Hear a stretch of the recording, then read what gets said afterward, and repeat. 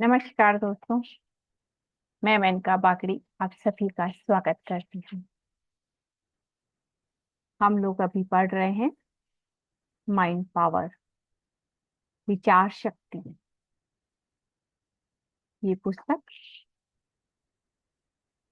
सेठ विज्ञान के द्वारा लिखी गई है। इस बुक का भी हम स्वाध्याय कर रहे हैं। तो आज हम शुरू करेंगे पेज नंबर 89 से। जब मानव जाति के माध्यम से अपनी शक्ति व्यक्त करती है तो चेतना का विकास बेरोक टोक जारी रहता है। तभी आप प्राकृतिक जीवन को अपना बता सकते हैं और हर पल खुशी से बिता सकते हैं। तभी आप आत्मा के ज्ञान के साथ स्वधर्म का अभ्यास करके आ- आध्यात्मिक जीवन का अनुभव कर पाएंगे। सांसारिक भौतिक जगत में मानव जाति के लिए गतिशीलता के विकास के संदर्भ में सामूहिक विकास यानी प्रेम से भी संभव है।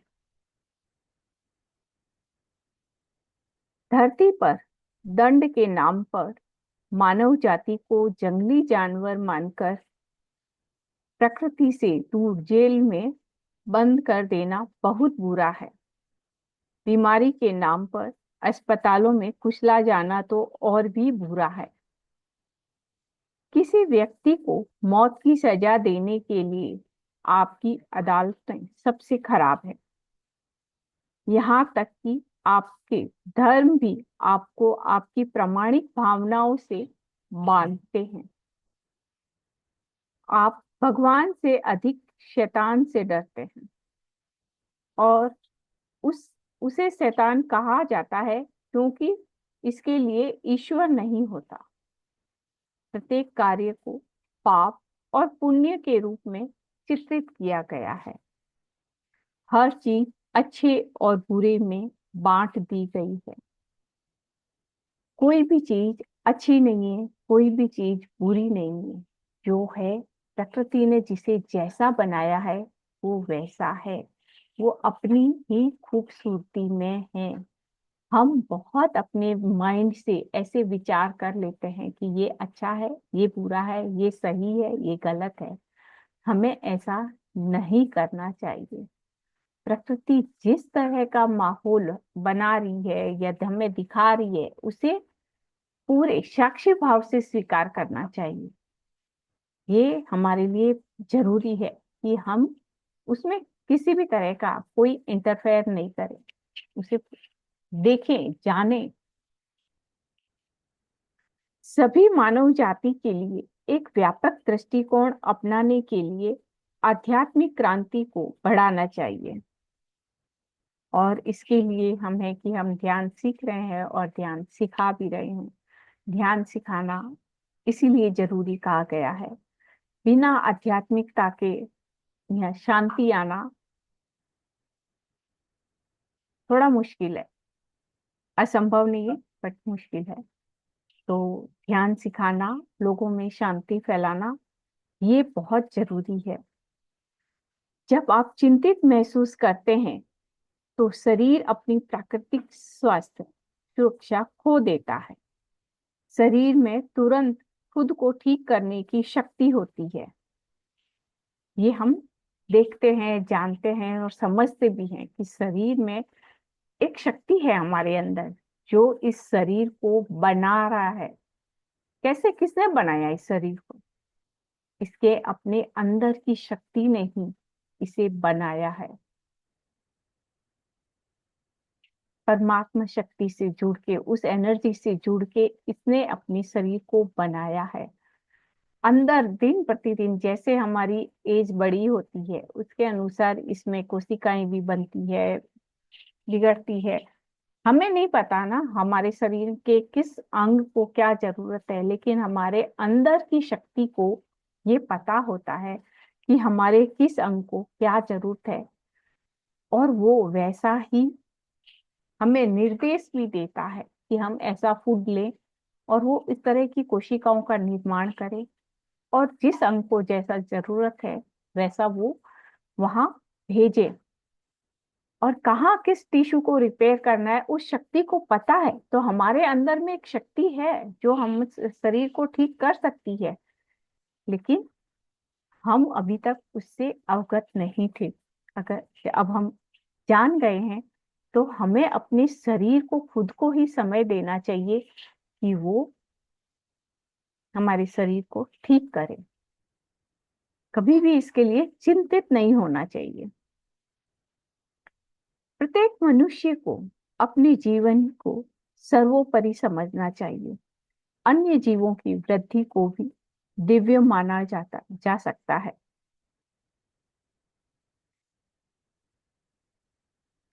अपने आप को कभी भी हीन भावना से नहीं देखना चाहिए। बहुत से लोग ऐसे ध्यान में भी बोल देखते हैं ना कि अरे उसको तो इतने अच्छे विजन आ रहे हैं, मेरे को नहीं आ रहे हैं, मेरे को ऐसा नहीं हो रहा है, मेरा ध्यान गहरा नहीं हो रहा है। कभी भी किसी भी तरीके से अपने आप को हीन नहीं समझना चाहिए कि मुझे ये नहीं आता है। हमेशा खुद में पॉजिटिविटी देखना चाहिए कि मुझे क्या आता है, उसे देखना चाहिए, मैं क्या कर सकती हूँ। हम जितने पॉजिटिव रहते हैं हमारे डे टू डे लाइफ में भी उतनी ही पॉजिटिविटी बढ़ती जाती है। आपकी आत्मा दिव्य आत्मा से एक तत्व के रूप में उभरती है जो मूल चेतना है और व्यक्तिगत चेतना में विकसित होती है। हम मूल रूप से क्या है? मूल चेतना ही है, लेकिन अपने अनुभव के लिए हम इस व्यक्तिगत रूप में अलग आ जाते हैं, अलग अलग दिखने लग जाते हैं, बट मूल रूप से हम सभी में एक ही चेतना है और हम एक ही चेतना में हैं। और व्यक्तिगत चेतना विकसित होती है। आत्मा पृथ्वी पर तथा पृथ्वी पर और साथ ही समानांतर दुनिया में पैदा होती है और तब तक विकसित होती है जब तक कि उसका लक्ष्य पृथ्वी पर पूरा नहीं हो जाता। गतिज ऊर्जा भौतिक पदार्थ के साथ संयोजन में है। जब तक गति की जब तक गति की को पूरी तरह नहीं समझा जाता है तब तक प्रत्येक आत्मा पृथ्वी स्तर की आवृत्ति के साथ समानांतर दुनिया में पुनर्जन्म और मरण में रहती है।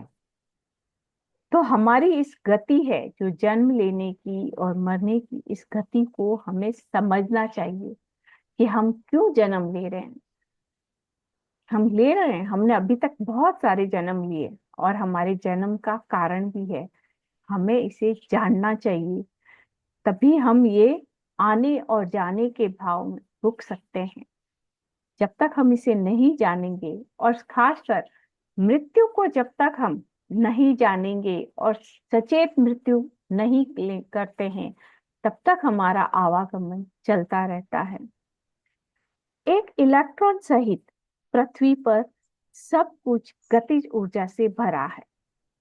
यहाँ तक कि सूक्ष्म तक सूक्ष्म कोशिकाएं भी, जिन्हें आपके वैज्ञानिक नहीं देख सकते, गति से भरी हुई है।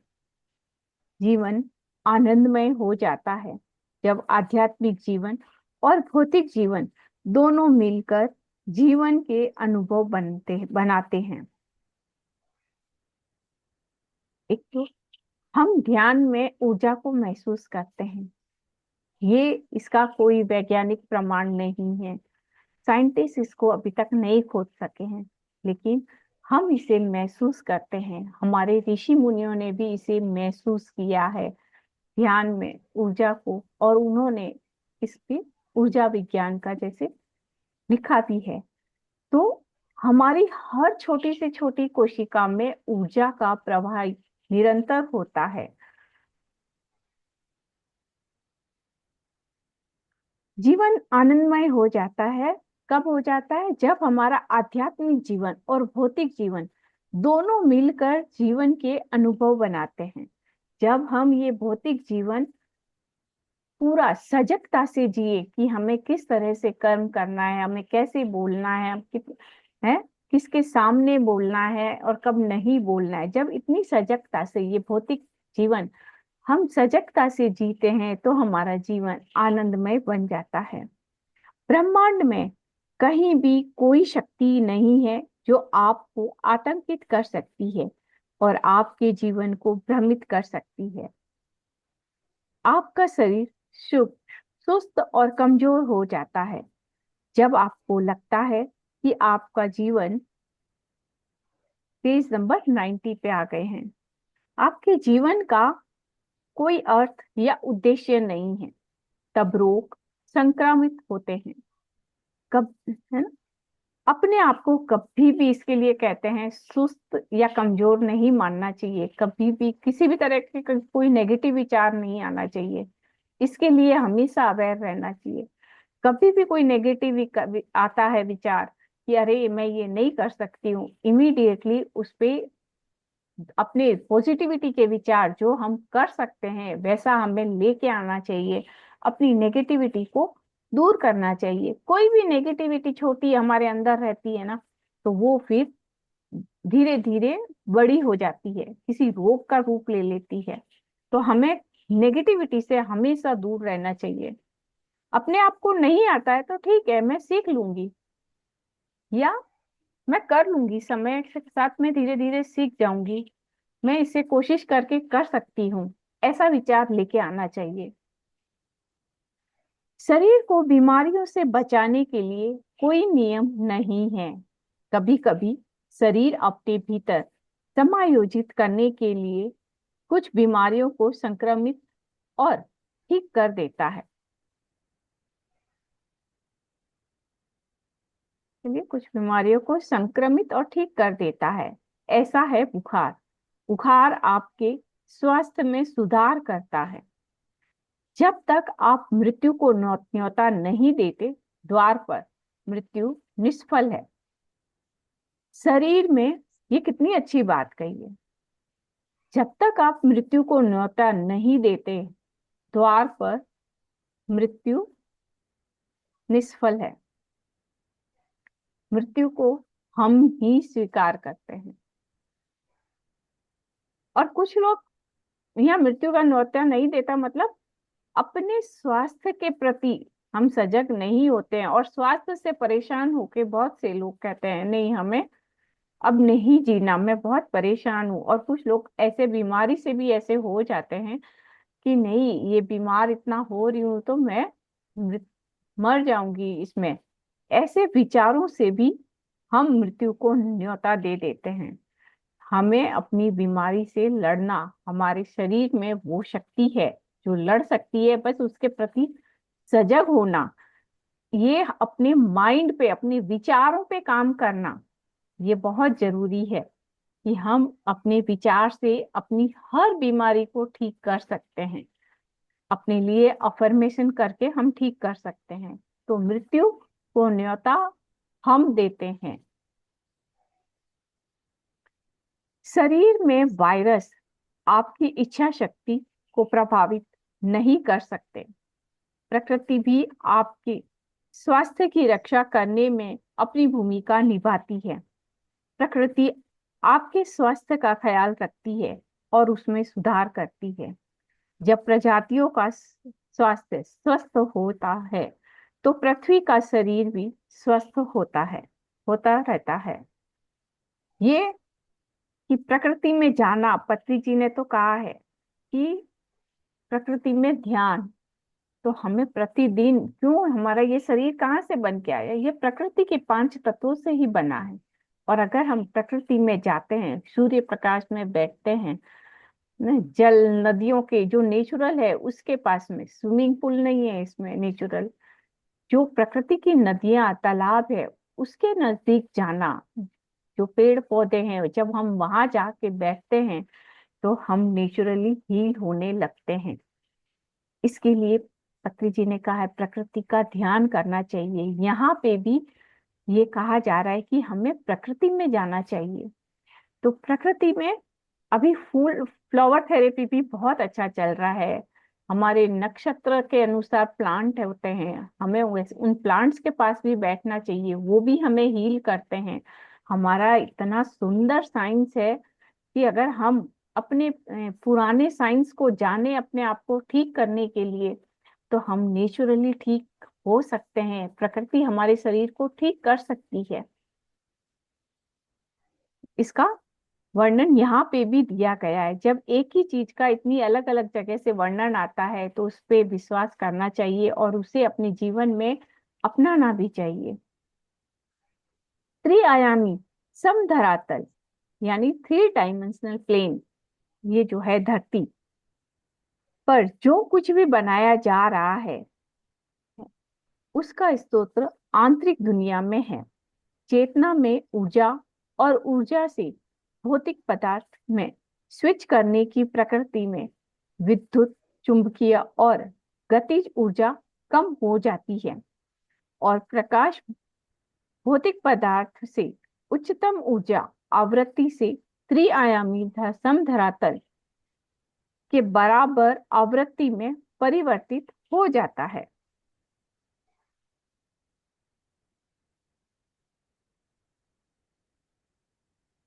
जो कुछ भी यहाँ पे है,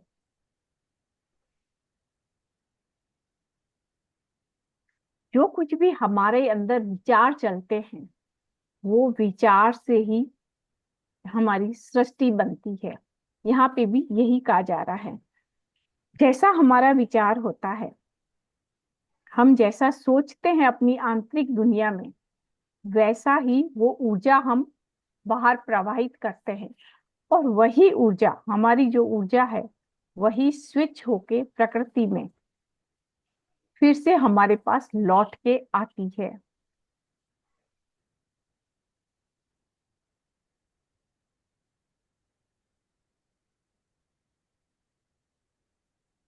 तो इसके लिए हमें अपने जीवन में क्या चाहिए, हमें वैसा ही विचार करना चाहिए, वैसा ही व्यवहार करना चाहिए। जैसा हम देंगे वैसा ही हमें मिलेगा। इसे को कहते हैं ना, जैसी दृष्टि वैसी सृष्टि। तो हमें अपने विचारों पे काम करना कितना जरूरी है। यह विद्युत चुंबकीय कण वापस भौतिक पदार्थ में परिवर्तित हो जाता है। भौ- भौतिक घटनाएं, भौतिक वस्तुएं और भौतिक वातावरण सभी भौतिक पदार्थों से जुड़े हैं। मैं एक अन्य पुस्तक में आंतरिक दुनिया की गतिशीलता के बारे में और विस्तार से बताऊंगा। अब तक आपका झुकाव बाहरी दुनिया के ज्ञान की ओर रहा है। विज्ञान, प्रौद्योगिकी, भौतिकवाद, पैसा कमाना और केवल भौतिक प्रगति चाहते हैं। आध्यात्मिक विज्ञान की उपेक्षा की गई है। आप अभी भी अपने शरीर से अवगत नहीं हैं, जो हमेशा के लिए भौतिक रूप में है। हमें इस भौतिक जीवन से ऊपर उठकर अपने आध्यात्मिक जीवन की ओर आगे बढ़ना चाहिए। केवल भौतिकता पे अपना जीवन नहीं जीना चाहिए। हाँ, ये जीवन के लिए भौतिकता भी जरूरी है, आध्यात्मिकता भी जरूरी है। तो इसमें बैलेंस करना और अपना जीवन अधिकतर आध्यात्मिकता की ओर व्यतीत करना चाहिए। इस 3 डाइमेंशनल धरती पर जीवन के अनुभव बनाने के लिए आपको विचार, भावनाएं, विश्वास जीवन सामग्री से कैसे जुड़ते हैं, इसकी गतिशीलता के बारे में अधिक जानने की आवश्यकता है। आपके शरीर में जितने भी संदेह और सुझाव आते हैं, वह सभी आंतरिक दुनिया से आते हैं। कभी भी अचानक बैठे बैठे कोई विचार आता है ना, हमको लगता है अरे ये मुझे ये विचार आ गया। अगर थोड़ी गहराई से जाएंगे ना कि अरे मुझे ये विचार कहाँ से आया, तब पता चलेगा कि ये विचार कहाँ से आया। हमारे अंदर में कौन सी शक्ति है जो ये विचार हमको दे रही है। इस पे हो सकता है शुरू शुरू में इस पे ये समझ नहीं आए, लेकिन इस तरह से हर विचार, जैसे हमारे अंदर में सडनली कोई विचार उत्पन्न होता है ना, तो उस पे बैठ के काम करना चाहिए, सोचना चाहिए ये विचार मेरे में कहाँ से आया, तो हम उसे समझ पाएंगे कि ये विचार कहाँ से आया, कहाँ से उत्पन्न हो रहे हैं, कौन हमें दे रहा है। हम अपनी अंतर की शक्ति से जुड़ते जाएंगे। आप अपनी शरीर में अनंत ऊर्जा क्षमता की उपेक्षा कर रहे हैं। क्यों? क्योंकि हम जानते ही नहीं है हमारे अंदर में इतनी अनंत ऊर्जा है। नहीं जानते हैं तो हम उसकी उपेक्षा भी करते हैं।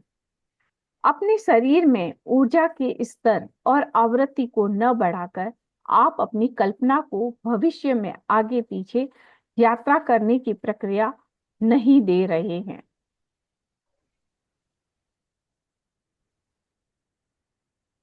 आपके सीमित ज्ञान द्वारा स्थापित मानदंडों को छोड़कर भूत, वर्तमान और भविष्य कालातीत है।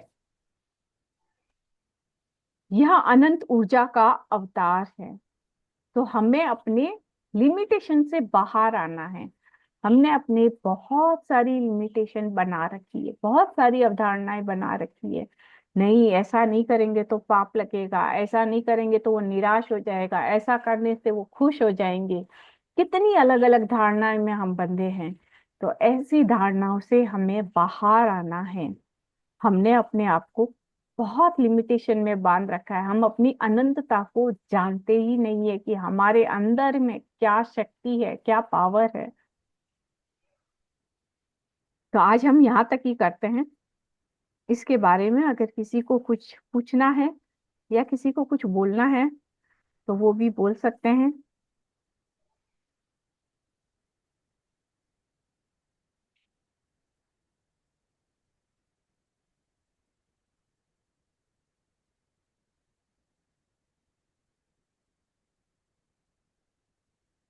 कोई सवाल है किसी का?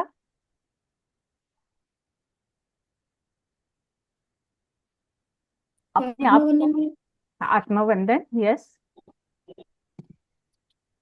इसमें जैसे क्या आसाम आपकी आवाज क्लियर नहीं आ रही है। यस समिता जी जी बोलिए। नेटवर्क नेटवर्क थोड़ा ये गड़बड़ है हम लोग का यहाँ। हाँ, नेटवर्क प्रॉब्लम है। हाँ, वही आपकी आवाज थोड़ी सी ब्रेक होके आ रही है। हाँ बोलिए आप। ये जो आपने बोला था अभी, जो पहले थोड़ा देर में हमने ज्वाइन किया है तो पूरा चैप्टर हम सुन नहीं पाए। जो आपने विचार, वो जो थॉट्स आए हम लोगों के अंदर से आते हैं, तो उसका थोड़ा क्लियर मुझे चाहिए, मुझे उसका थोड़ा क्लियरिटी चाहिए थोड़ा। हाँ। क्योंकि बीच बीच में ऐसा होता है 1 मिनट में ही मन एक विचार से दूसरा विचार, मतलब कितना विचार आ जाता है पता नहीं। 1 सेकंड के अंदर ही मुझे कभी इतना दुख हो जाता है।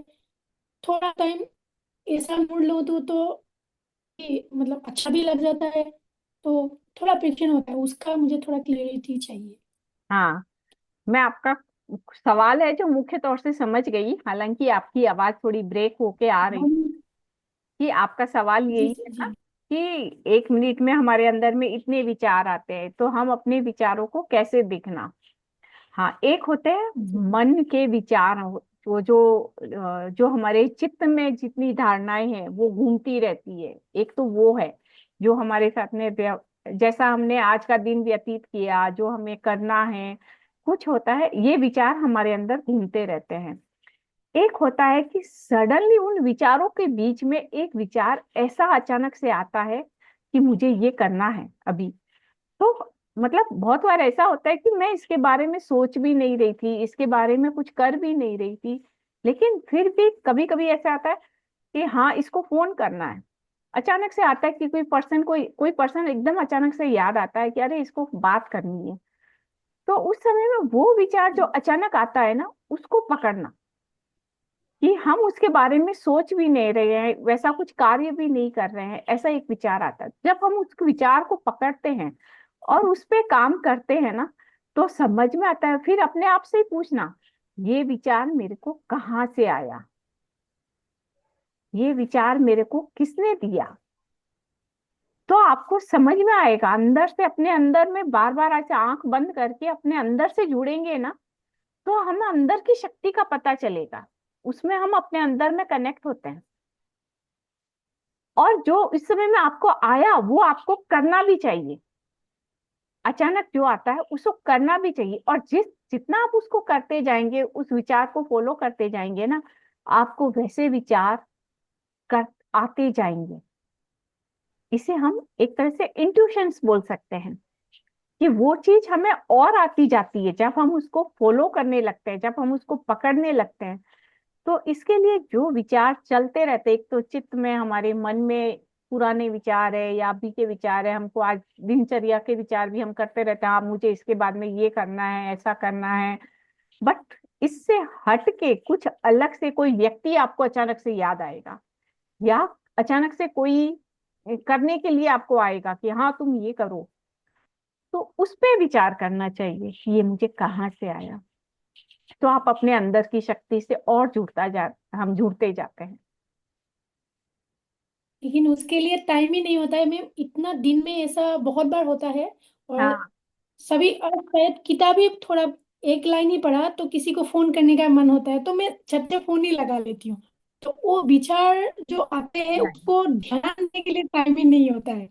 नहीं। और कभी कभी कुछ करती हूँ तो किसी और काम में लग जाती हूँ तो उसको भूल जाती हूँ।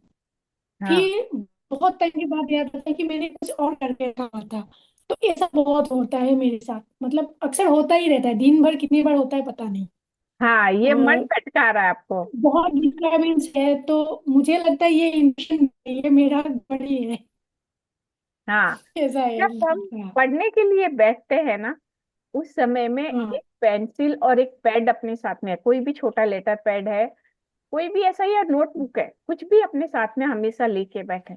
जब क्यों? क्योंकि हमारे माइंड को वो हैबिट नहीं है वो पढ़ने की। हम्म तो माइंड क्या करता है, माइंड उसको लगता है कि अरे ये बड़ा पजल का काम आ गया मेरे लिए।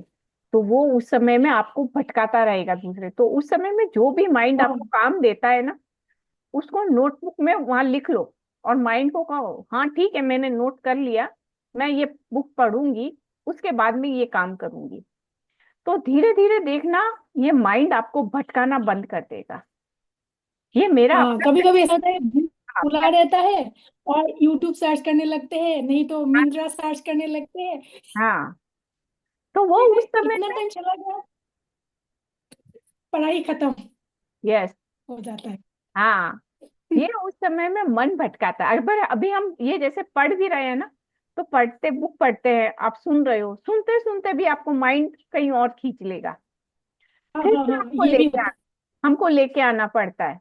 माइंड इधर उधर भटक जाता है। तो हम जब सुन रहे हैं, पढ़ रहे हैं, पहले तो अपने माइंड को वो निर्देश दे के पढ़ना कि नहीं, मुझे अभी ये बुक पढ़नी है, अभी हाफ एन आवर तक आप मेरे को डिस्टर्ब नहीं करेंगे। हम अपने माइंड से बात कर सकते हैं, हम उसे निर्देश दे सकते हैं।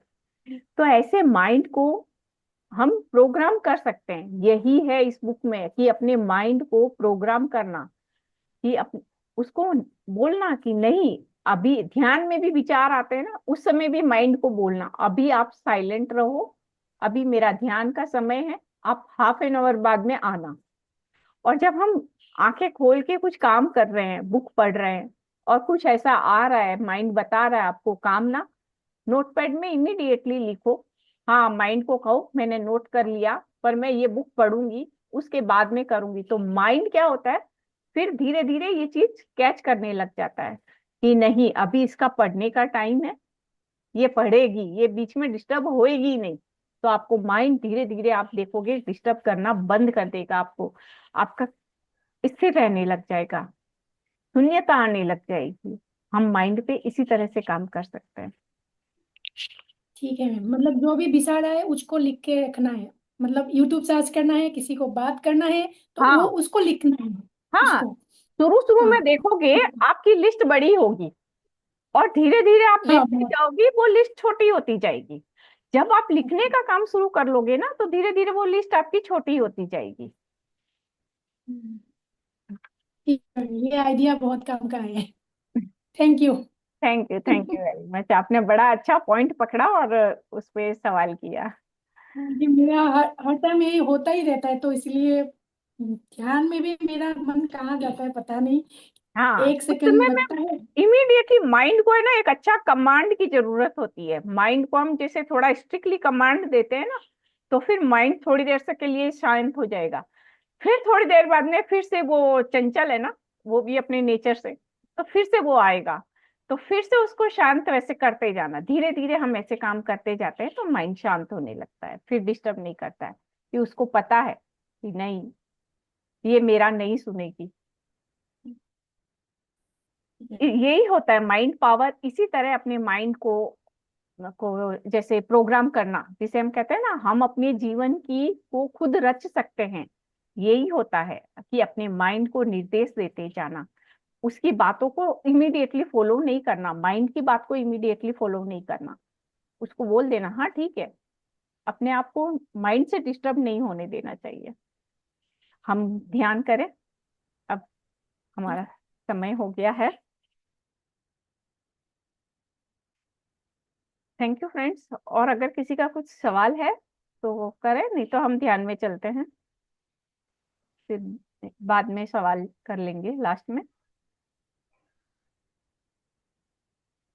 ध्यान के लिए सभी लोग एक आरामदायक स्थिति में, अभी आप सहारा लेके भी बैठ सकते हैं, एकदम कंफर्टेबल पोजीशन में आप बैठ सकते हैं।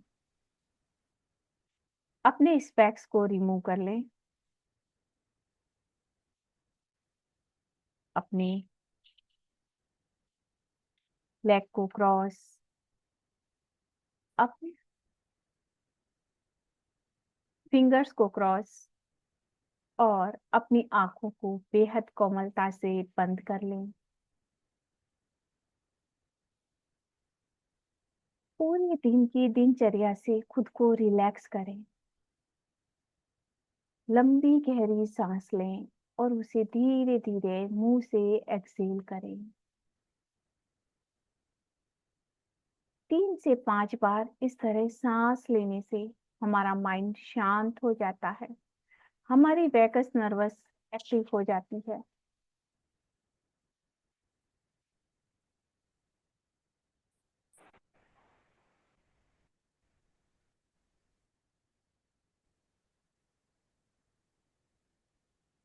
हमारे विचार कम होने लगेंगे, एकदम शांत। अपने माइंड को एक कमांड दें, इस समय कोई भी किसी भी तरह का विचार नहीं, ये समय मेरे अपने योग का है, अपनी स्वयं से योग का है।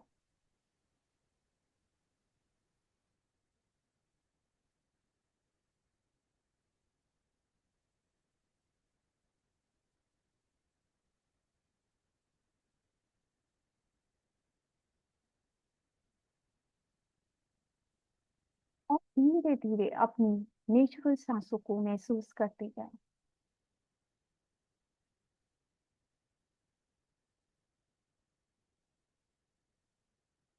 स्वयं को पूरी तरह रिलैक्स रखें।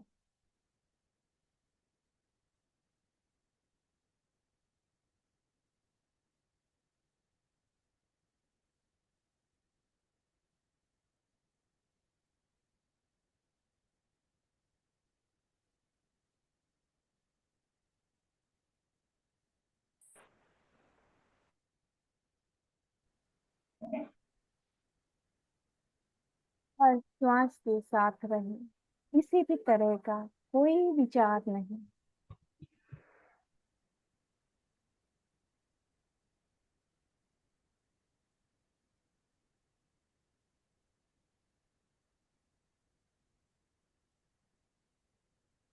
एकदम शांत।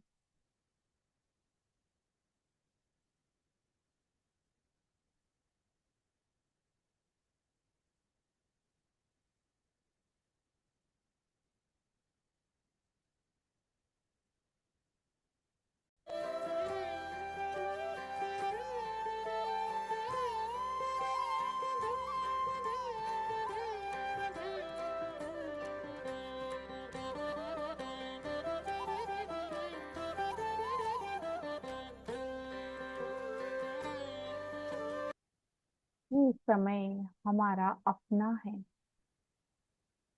इस समय कोई भी विचार नहीं, कोई भी कार्य नहीं, केवल और केवल हमारी आती और जाती सांसें ही हमारे साथ है।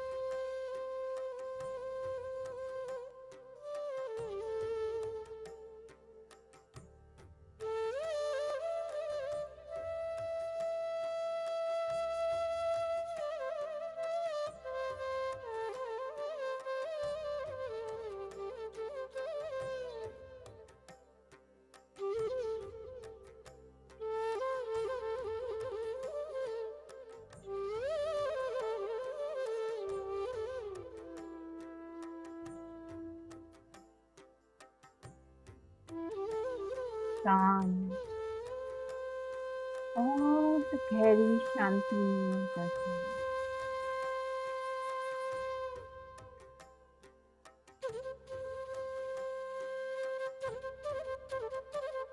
सवाल करें, मैं अपनी अनंतता को जानूं,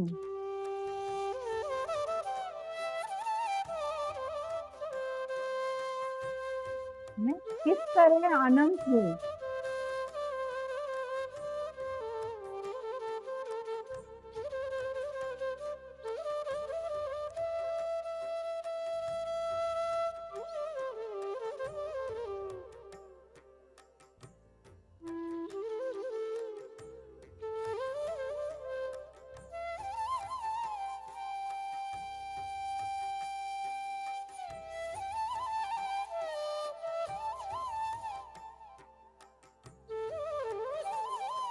Nasıl bir böyle bir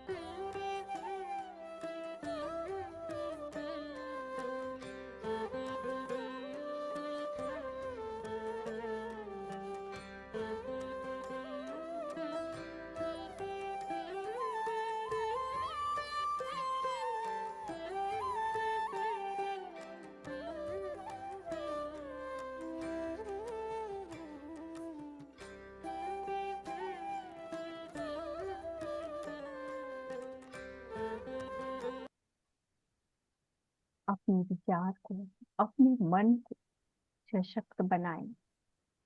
किसी भी तरह का ऐसे ही विचार न करें, न उन विचारों के साथ जाएं, उन्हें इग्नोर करते जाएं। अपनी हर श्वास से जुड़े रहें।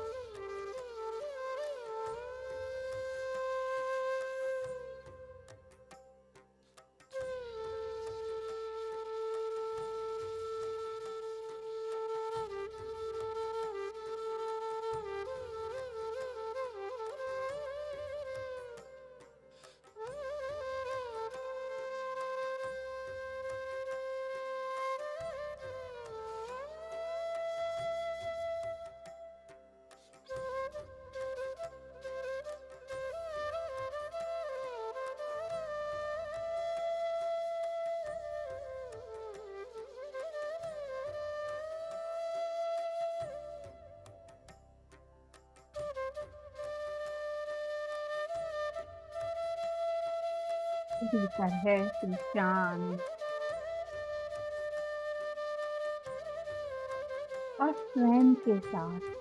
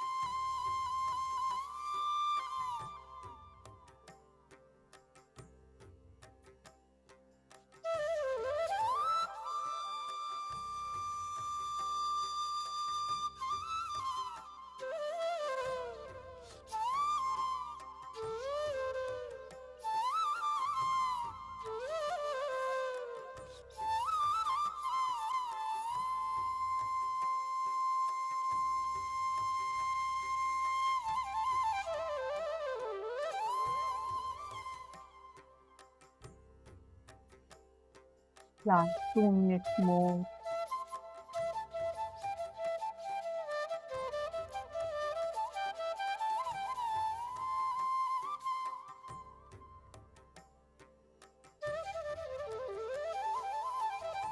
ये जो शांति महसूस कर रहे हैं,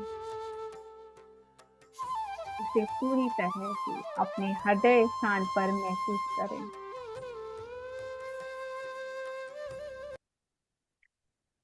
अपना ध्यान पूरी तरह से हृदय स्थान पर एकत्रित करें।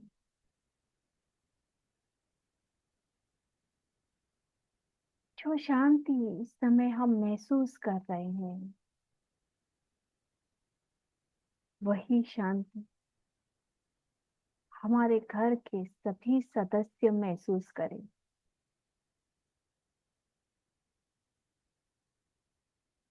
अपने घर के हर सदस्य को ये शांति के भाव भेजते रहे। वाइब्रेशन अपने हृदय से उनके हृदय में ये शांति उतरे। वो शांत बने, वो सजग बने, वो ध्यानी बने। हम इस तरह अपने परिवार के हर सदस्य को शांत, प्रेम और ध्यान तीनों बांट सकते हैं। अपने ध्यान के आखिरी पल में ऐसा हम कर सकते हैं। जिनके साथ भी आपके रिश्ते मधुर नहीं है, आपको मधुर करने हैं, उनके साथ अवश्य ऐसा करें। अपने हृदय से उनके हृदय में ये प्रेम भेजें, ये शांति भेजें।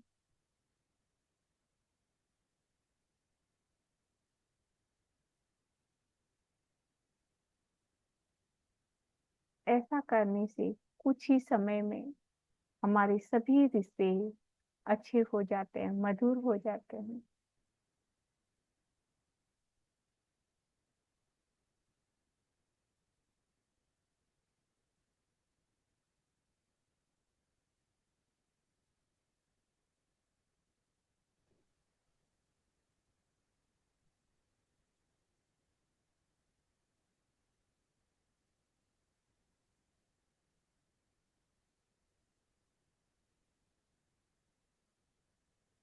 धीरे धीरे हम ध्यान से बाहर आने के लिए तैयार।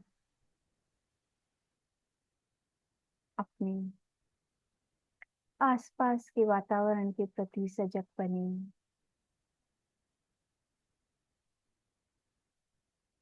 जो हमारा रूम टेम्परेचर है उसे महसूस करें।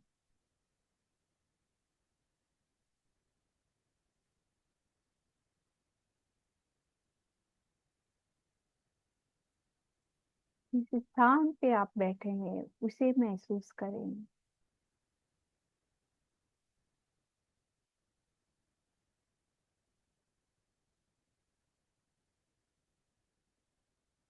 अपनी इस फिजिकल बॉडी को महसूस करें। अपनी स्पाइन को महसूस करें।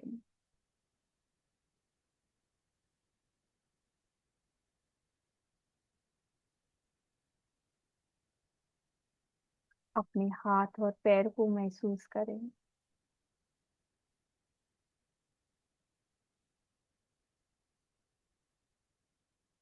अपने हाथ और पैर की अंगुलियों को धीरे धीरे हिलाते हुए अपनी हथेलियों को खोल के अपनी आंखों पे रखें 5 सेकंड के लिए।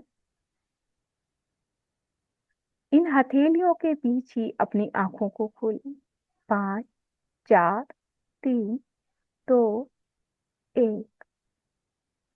अपने चेहरे को फैलाते हुए एक मधुर सी मुस्कान से धन्यवाद का भाव उस परम पिता को, जिन्हें हमें जागृति दी, जो हमें ध्यान में ले आए।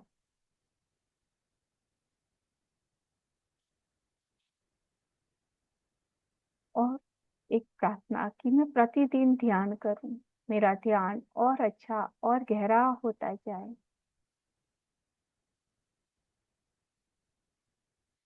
ग्रेटिट्यूड करें अपने गुरुजन का, अपने माता पिता का, अपने परिवार का और अपने शरीर का भी, इस मंच का,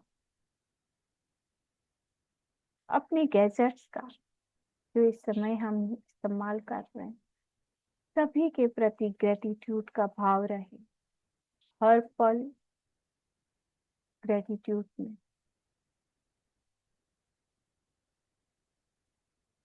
thank you friends, thank you. जो लोग अपना ध्यान कंटिन्यू करना चाहते हैं वो कंटिन्यू करें, और अगर किसी को कोई सवाल है तो वो कर सकते हैं, पूछ सकते हैं, बोल सकते हैं।